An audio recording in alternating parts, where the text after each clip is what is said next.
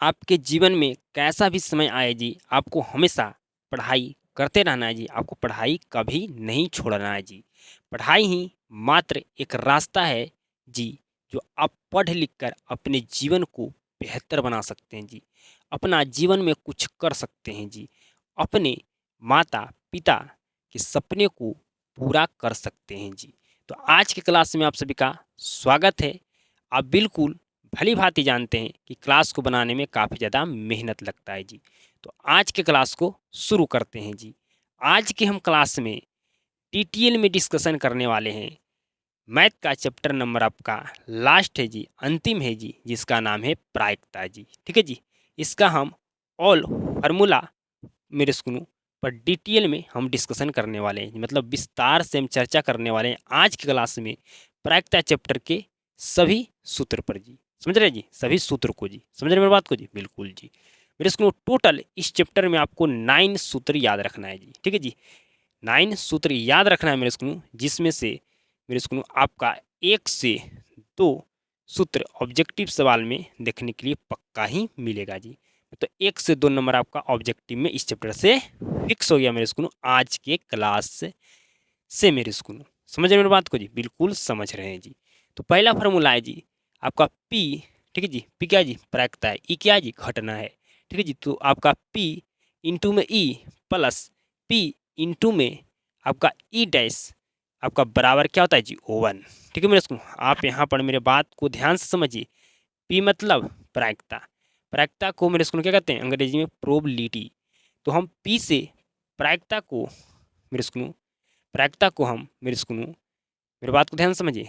जो प्रायिकता है जिसको अंग्रेजी में कहते हैं प्रोबेबिलिटी जी। ठीक है जी?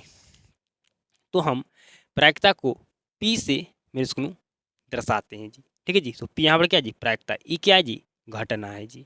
ठीक है जी? तो क्या बिल्कुल। अब मेरे स्कूल समझिए प्रायिकता का सूत्र क्या होता है जी। अगर मेरे स्कूल प्रायिकता ज्ञात करना हो तो प्रायिकता का सूत्र क्या होता है जी? तो क्या घटनों की संख्या बटा कुल घटनों की संख्या होता है जी। घटनों की संख्या बटा में कुल घटनों की संख्या, यही हमारा सूत्र होता है प्रायिकता मेरे स्कूल ज्ञात करने का जी। नेक्स्ट हमारा है जी, अगर आपसे पूछे प्रायिकताओं का योग कितना होता है तो कहेगा एक। प्रायिकताओं का योग कितना होता है जी? एक होता है मेरे स्कूल।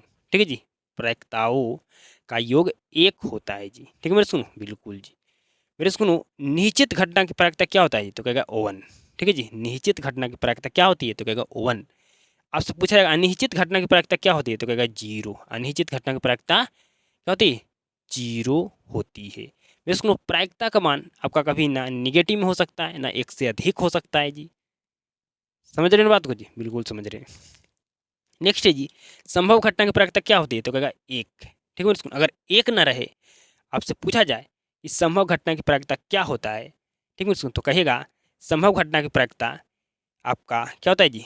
मेरे सुनो जीरो से बड़ा या जीरो के बराबर। ठीक है मेरे सुनो, या बोल सकते हैं एक से छोटा या एक के बराबर होता है। ठीक है जी? अगर एक ऑप्शन में न रहेगा तो ये वाला जरूर रहेगा जी। ठीक है मेरी बात को जी समझ रहे हैं? तो बिल्कुल जी। असंभव घटना की प्रायिकता क्या होती है? तो कहेगा जीरो। ठीक है मेरे सुनो, असंभव घटना की प्रायिकता जीरो होती है। मेरे सुनो संभव को ही क्या कहते हैं जी? मेरे इसको निश्चित कहते हैं। ठीक है जी? असंभव को ही क्या कहते हैं जी? अनिश्चित कहते हैं। समझिए मेरी बात को? बिल्कुल समझ गए। आइए यहाँ पर समझिए जी, प्रायिकता का अधिकतम मान क्या क्या होगा जी? तो कहेगा एक होगा। प्रायिकता का अधिकतम मान एक से अधिक नहीं हो सकता है। ठीक है जी? न प्रायिकता का मान निगेटिव में हो सकता है जी। तो प्रायिकता का अधिकतम मान जब भी पूछे तो क्या बताइएगा जी? तो कहेगा एक बताइएगा जी। प्रायिकता का न्यूनतम मान मतलब सबसे छोटा मान आपका जीरो होता है जी। ठीक है जी? प्रायिकता का न्यूनतम मान क्या होता है जी? जीरो होता है जी। यही मेरे स्कूल में आपका नॉट हो मेरे स्कूल में आपका सूत्र था जी। क्या आप 9 सूत्र को मेरे स्कूल में समझ चुके हैं? बताइए, आपको मेरे स्कूल में बताना है कमेंट करके जी। मेरे स्कूल क्लास को शुरू से अंत तक देखने के लिए आपको धन्यवाद। आप सभी के साथ अब मुलाकात होता है नेक्स्ट क्लास में।